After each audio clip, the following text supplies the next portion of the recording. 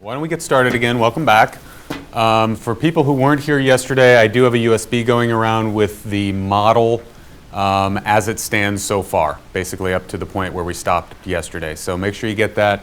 That's where we're going to be picking up today. Any questions on what we did yesterday? Just as a quick review, what we did yesterday, because I know a couple people weren't able to make it yesterday but are here today. Basically what we're doing is we're building an LBO model, assuming that company A, that company that we built a financial model for last week, is being acquired as part of a leveraged buyout. We are putting ourselves in the shoes of the private equity firm as though we're trying to decide whether to undertake this transaction. So we're building a model to help us figure out ultimately what is the rate of return associated with this deal, and does it meet our hurdle, our required rate of return? Does it make sense for us to move forward? Okay, so what we started out by doing yesterday on our sources and uses tab in the model, we put together some transaction assumptions. Basically, what is the valuation going in that we would be buying the company at? And again, as I explained yesterday, we're taking a bit of a simplistic approach here in that we're just assuming a 6 times EBITDA multiple for our purchase multiple. In reality, we probably would have done a full-blown valuation in order to figure out that $360 million is in fact the right enterprise value to be valuing this company at for the purchase. Once we had that, we completed what we call a sources and uses of cash schedule, basically figuring out what are all of our cash needs in connection with the transaction. We have to buy out the equity, we've got to refinance the old debt, we've got to pay some fees. And then on the other side, on the sources side, how are we going to fund that? How are we going to finance those cash uses? We're going to do so between a combination of debt as well as some of our own equity. And as it turns out, we're levering this deal 4.5 times on trailing 12 months EBITDA. That is, our debt represents a multiple of EBITDA of 4.5x. And as a percentage of the total capitalization in the deal, we're financing at 72% debt, roughly 28% equity. We also specify all of our interest rates for each piece of our debt. Revolver, term loans, senior bonds all pay interest in cash interest at the rates that are stated here. And then our mezzanine piece, our unsecured notes with warrants, we're paying our interest in kind.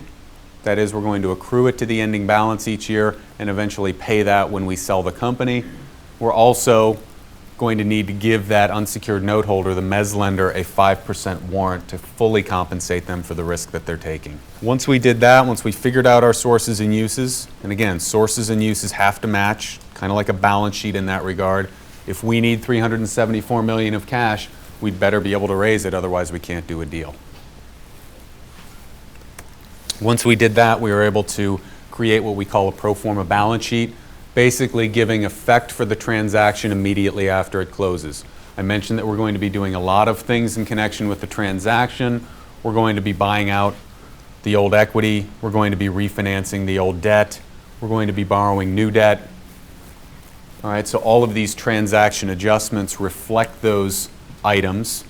We're also going to create some goodwill in connection with the deal because the market value of equity is going to exceed the book value.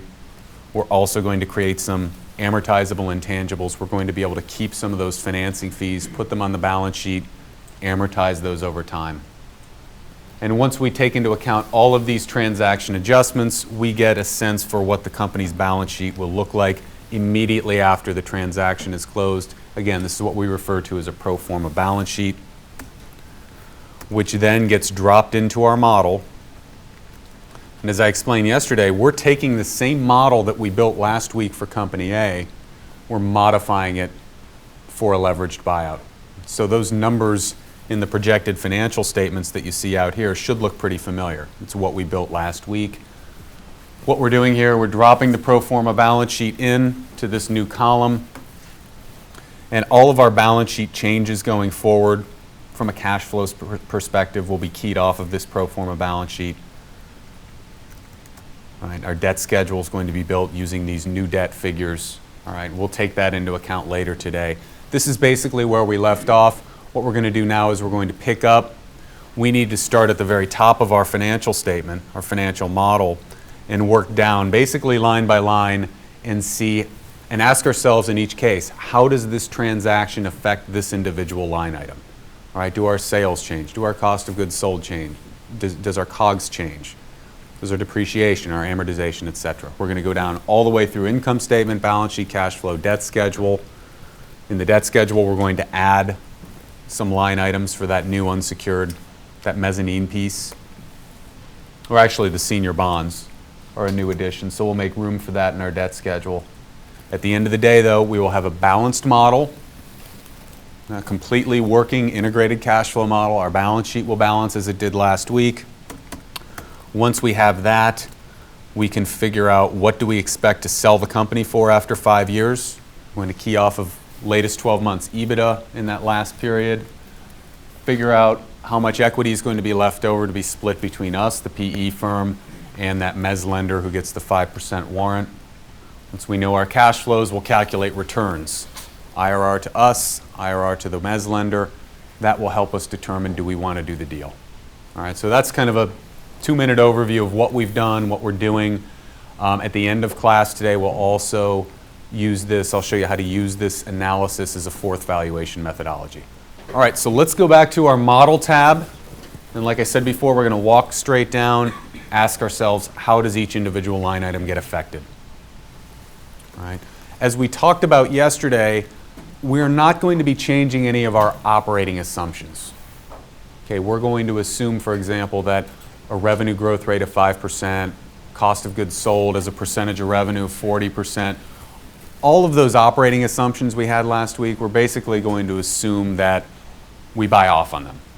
All right, we're really going to keep this a little more simple and focus only on items that get changed as a result of the transaction itself. So sales don't change, cost of goods sold, gross profit won't change, our depreciation won't change as a result of the deal.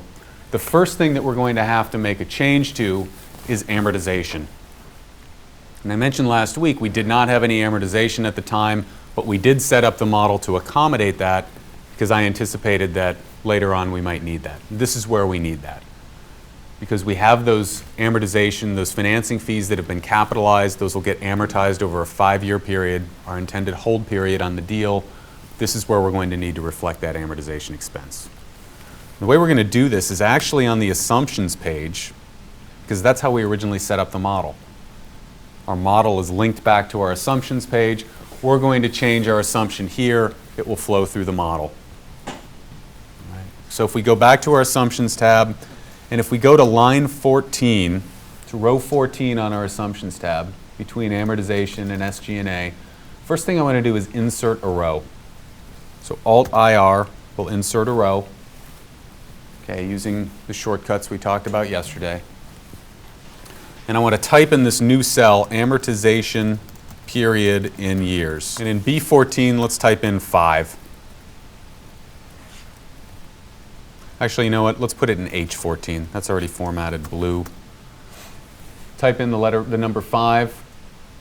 And right now, the formatting on this should be, you'll see that it's in dollar signs. We need to change that formatting. That's not a dollar amount, that's the number of years over which we're going to amortize those fees. If you go up, you can go to your comma icon, or you can hit Control-1 and get the pop-up window. I think in this case it's a little quicker to hit the comma icon. Right. Just so the dollar sign goes away. And now that we have that, what I want to calculate is the amortization expense for each period. Again, on our pro forma balance sheet, we have $8 million in fees, financing fees that got capitalized. They'll be amortized over 5 years. So for each period, what I want to do is take those fees, so equals F16 on the pro forma balance sheet. I want to lock on that, because I'm going to copy that across, divided by that cell we just populated, H14. Also lock on that. And you should get 1.6. So again, that formula equals F16 on the pro forma balance sheet, lock on it, so hit F4 to lock, divided by H14 on this assumptions tab. You'll also lock on that because we're going to copy that across. You should get 1.6. Change the font color to black. This is no longer a hard code. This is output. and then you can fill that to the right. Control R to fill right. Same command we used last week.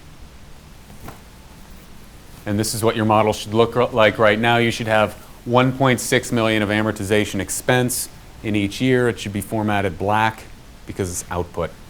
Okay, now the way we set this up is our model linked back to these numbers. So now when we go to our model tab, control page down will take us to our model tab. You should see in your amortization line item 1.6 million every year. So that additional expense is rolling in, getting taken out in the calculation of EBIT, but then getting added back for EBITDA. Where else would that get added back as well? Cash flow statement, right. One of the first things in our we start off with net income, we add back depreciation and amortization, so that's getting added back down in our cash flow statement too. All right, well, let's move on to the balance sheet. And just like with the income statement, we're going to work straight down from the top. All right, cash, line item for cash actually does not change. Again, this comes right from the end of our cash flow statement. The link is already correct. Once we get the cash flow statement done, that will update automatically. So we don't need to make any changes there. We also don't need to make any changes to our working capital accounts. At this point, remember, we didn't change any of our operating assumptions. So these are fine. We can leave these alone. All right, but the first place I do want to make a change is actually in the gross PP&E line item. And to understand why we need to make a change, we actually just need to look closely at this formula. So I'll hit F2 to show this formula. And we see that here's the problem. This number, the first year gross PP&E, is keying off of our historical balance sheet. And I mentioned yesterday that once the transaction is done, the historical balance sheet is pretty much worthless for us. All right, so any references to anything in the historical balance sheet need to be updated so that we're keying off the pro forma balance sheet. What this means in Excel terms is anytime here in year one where we see a reference to anything in column G, we need to change that to an H. And in this case, for the gross PP&E number, it's not going to make a difference to the number right now.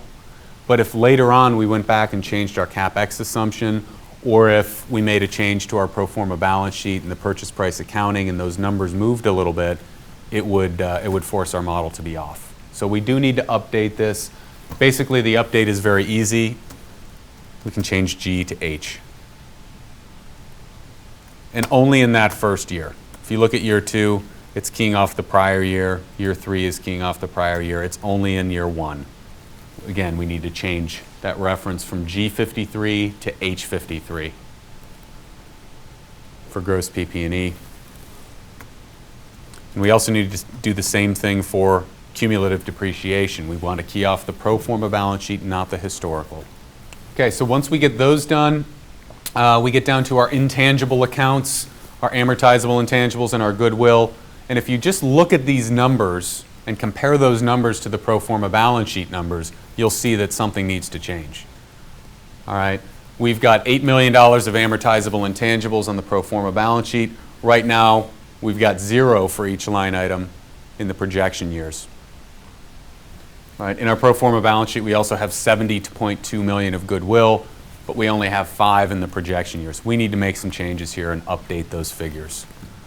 For the amortizable intangibles, basically what we need to do here is we need to take into account the amount that's on our pro forma balance sheet, and then we need to amortize those as we've already done in our income statement every year. All right, so each year, this is going to go down by that 1.6 million that we just calculated.